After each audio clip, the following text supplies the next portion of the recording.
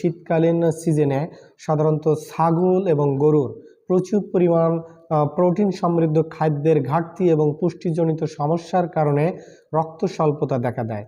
আর এই রক্ত স্বল্পতার কারণে আমরা সাধারণত ছাগলগুলো দেখব যে এই থুতনির নিচে ফ্লুইডে জমে গেছে, চোখ টানলে চোখে ডিপ হয়ে গেছে এবং চোখের ভিতরে সম্পূর্ণ সাদা।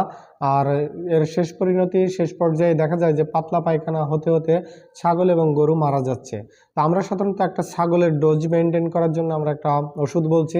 একটা ছাগলকে আমরা সাধারণত এই যে ভাইটাল অ্যামাইনো ফোর্ট সিরাপটা আছে, এই সিরাপটা যদি আমরা সকালে 1 মুকুটি বিকালে 1 মুকুটি ব্যবহার করি পূর্ণবয়স্ক একটা ছাগলের জন্য, এবং সাথে ব্যবহার করব হিমোফিল।